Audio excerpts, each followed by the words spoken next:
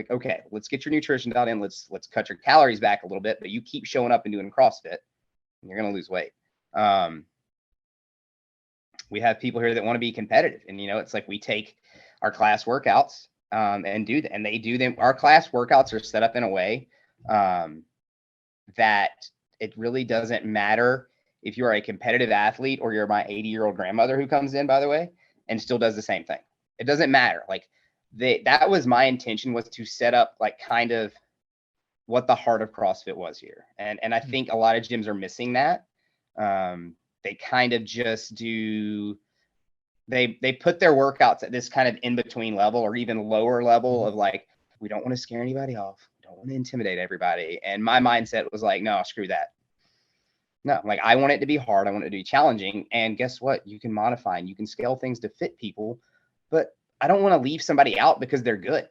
Like I don't want somebody to not get a workout because they can do muscle ups or because they can clean and jerk 300 pounds. Like I don't want them to never touch a heavy barbell on a WOD because other people can't. So I think when you create a program at your gym that allows for everyone to succeed and grow, that is hugely important.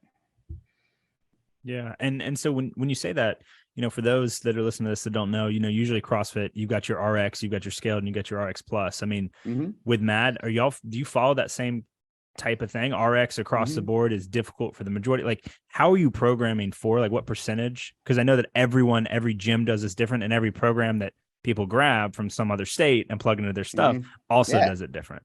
Yeah, so we do basically that. So we have, we call it comp. So like comp is like the RX plus, then we have RX, and we have masters after that.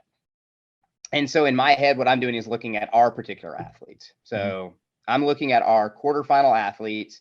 I've had a couple of semifinal athletes in the past. So I'm looking at those people and I'm like writing the workout based on them. So I'm like, okay, what's going to challenge them? What's going to get them the stimulus I'm looking for?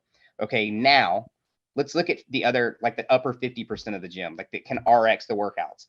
Okay, how do I need to make them get the same stimulus as my quarterfinal athletes? Okay, what weight do they need?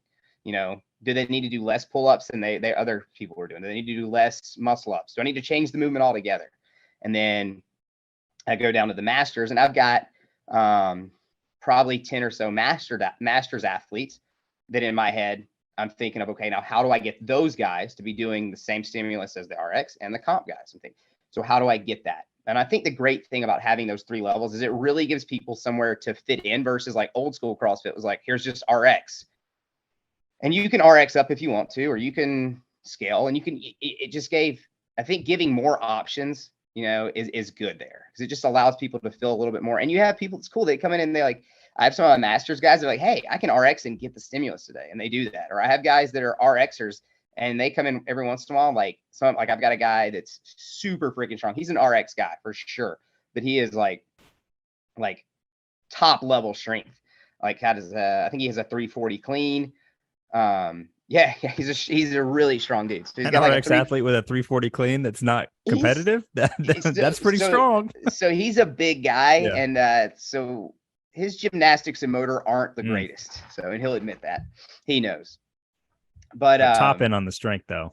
Top end on the strength. So if you throw like say heavy Grace in one day and you're doing Grace at 165, it's like, all right, dude, you're doing comp today. You're doing heavy Grace instead of 135 Grace. So, and that kind of gives those guys something to shoot for every once in a while. And, on the other end of the spectrum, you have some guys that just don't have the strength to hit that like comp button every once in a while or check that comp box.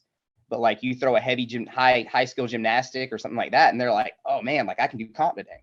And so it's cool for people to be able to build that confidence every once in a while and jump into something. Our masters guys do it too. A lot of them are like they're masters like 90% of the time, and then they'll see one and they're like, well, I can RX that and get the right stimulus. So and then of course you can do anything in between. Yeah, always. I mean, you could do everything as written and then drop the weight 20 pounds, right? Or everything as written and like, oh, my shoulders are feeling a little bit spicy today. Maybe no butterfly, maybe just strict. Does it change the stimuli? Sure, right? But can you do that? For sure. Absolutely. So, I mean, I think that's the thing is give them options so they can fit in one of those boxes and check one of those boxes and feel good about it. And then like on the days they can't, that's okay. They can modify as needed and still get a good workout in. Yeah. And when you say check those boxes, you talking about like Sugar Water, Waterfy, where you can click Yeah. which you're on? Yeah, I think it's just a big confidence thing for guys, and I think they enjoy that. I think people enjoy to be able to be like, like I RX this today, or they feel a certain amount of pride by being able to RX the workouts, and whether it's right or wrong, some people have opinions about that, but I think it's cool. I think it's good to feel good about what you've done in the gym, and to be able to click that as long as you're not letting it like ruin your day when you like don't RX or don't do comp, or you're not getting stuck in that like I have to RX this, and then you're like 14 minutes behind everyone else in the class, and they're like, bro, like we got to go. Like, yeah.